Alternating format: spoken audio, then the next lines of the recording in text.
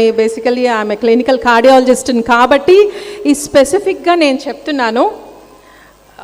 తినకి cardiomyopathy అని ఒక disease అండి. ఇది హార్ట్ అటాక్ కాదు, హార్ట్ మజిల్లో ఉన్న ఒక వ్యాధి వల్ల కార్డియోమయోపతి.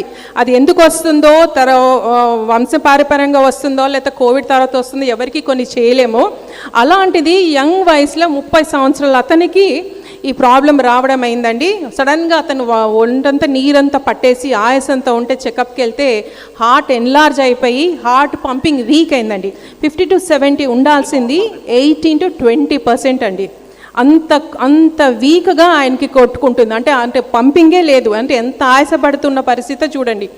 అలాంటి పరిస్థితిలో తను కిమ్స్, కేర్ అన్ని హాస్పిటల్కి వెళ్ళి చూపించినా కూడా, యాంజియోగ్రామ్ చేసి కూడా నీకు పరిస్థితి బాగాలేదు బాబు, ఓన్లీ సొల్యూషన్ ఈజ్ ఐదర్ నువ్వు హార్ట్ ట్రాన్స్ప్లాంట్ కన్నా వెళ్ళాలి, లేదా హార్ట్లోనే ఒక మెషిన్ వేసి హార్ట్ పంప్ ఇంప్రూవ్ చేయడానికి చేస్తారండి. అది అంత ఈజీ జరిగేది కాదు. హార్ట్ ట్రాన్స్ప్లాంట్ అంటే అంత ఈజీగా మనం వెళ్ళేసేదో హాస్పిటల్ వెళ్ళంగానే దొరుకుద్దని కాదు. అప్లై చేయాలి, ఒక డెడ్ బాడీ నుంచి తీసుకొని మళ్ళీ తనకి పెట్టాలి, తనకి సెట్ అవుతుందో లేదో చాలా కాంప్లికేటెడ్ అండి. ఎందుకు ఇంత డీటెయిల్ చేస్తాడంటే అంత భయంకరమైన పరిస్థితి నుంచి దేవుడి తినని ఎలా స్వస్థపరిచాడు, ఇక్కడ ఎట్లాంటి అద్భుతం జరిగింది కన్వెన్షన్కి అని మీకు చెప్తున్నాను. ఇతను ఇక్కడికి రావడము వీళ్ళ పెద్దమ్మ గారు చెప్పడం వల్ల 3 గంటల ప్రార్థనలో ఏకీభవించి చూడడం వల్ల వదలకుండా ఆ అనౌన్స్మెంట్ విని మన దగ్గరకు వచ్చి ఇలాంటి పరిస్థితిలో కూడా ఇక్కడ కన్వెన్షన్లో ఉంటూ ఇక్కడే తిరుగుతూ భోజనం చేస్తూ అనుకుని రీత దేవుని కరుణించి తను ఫాదర్ గారిని కలవడం, ఫాదర్ గారికి కన్వెన్షన్లో చాలామందిని స్వస్థపరుస్తున్నట్టు చాలా వాగ్దానాలు ప్రవచనాలు చెప్పారండి. ఇతని జీవితంలో కూడా ఇది చాలా గొప్ప అద్భుతం అండి. ఇది యాంజియోగ్రామ్ రిపోర్టు.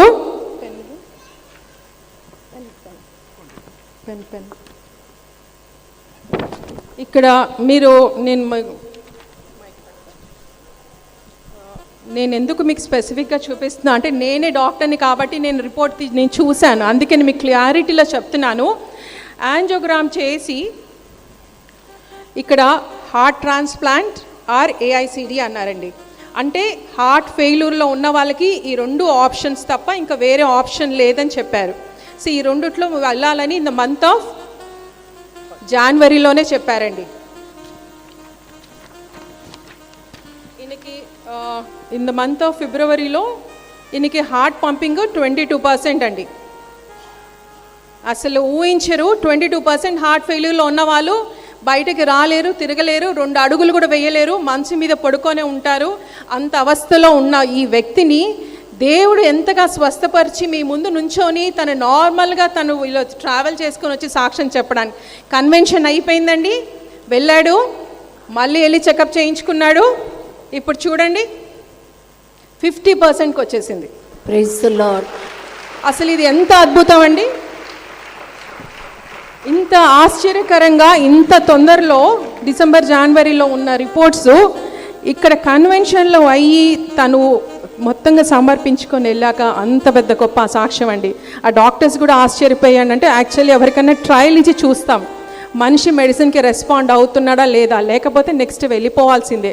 అలాంటిది అంత ప్రమాదకరమైన దాని నుంచి దేవుడు తప్పించి తనకి ఆల్మోస్ట్ నార్మల్ స్టేజ్కి తీసుకొని వచ్చేసి మెడిసిన్స్ కొంతకాలంగా పెడుతూ తను సంపూర్ణంగా ఆరోగ్యంగా ఉంటే రాను రాను ఆ మెడిసిన్ కూడా మేము తీసేస్తాము, తన నార్మల్ లైఫ్ కూడా లీడ్ చేస్తే అద్భుతం సాక్ష్యంగా దేవుడు మన మధ్యలో నిలబెట్టాడండి. ప్రైజ్లు. ఇది గొప్ప సాక్ష్యాన్ని మీరు మహిమార్థమే తను చెప్తున్నారండి. This brother's name is Sudheer. He comes from Vijayawada. Like actually in the month of December he had some problems. Suddenly he developed breathlessness, a lot of fluid retention in the body. He went for the health checkup and the doctors have diagnosed that he has some heart problem. That is not a heart attack, but it is a cardiomyopathy. It is a heart which has been enlarged and the pumping has become very weak. Instead of having the pumping between 50 and 70, his heart pumping came down to 18 to 20%, which is a very severe condition where he can't even walk.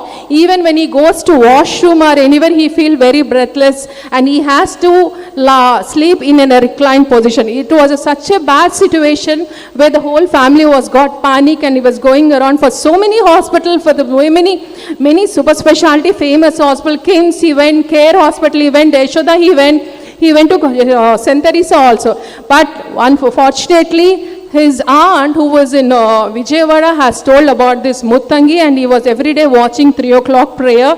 And he was, one day he got an announcement, there is a convention conducted in the end of the May. So he, from all the way, he came down. In spite of all his conditions, he could come and attend the things. Whether his reports, even the angiogram was done.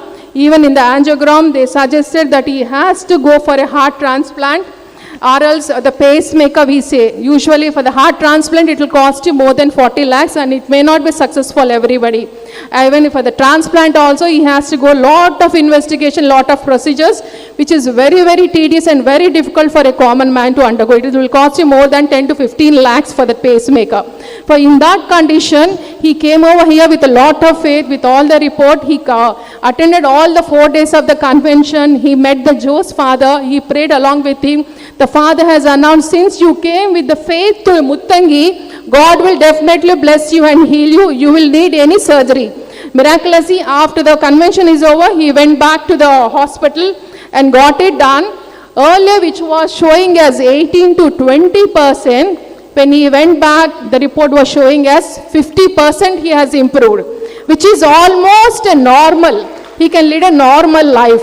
They said, you don't need any heart transplant, you don't need any pacemaker, you can be as normal and as with simple medication. After a few months of the medication, if he's totally recovered, he will be removing all the tablets, he can lead a normal life. This is the very greatest miracle which God has done in 3 days of conventions.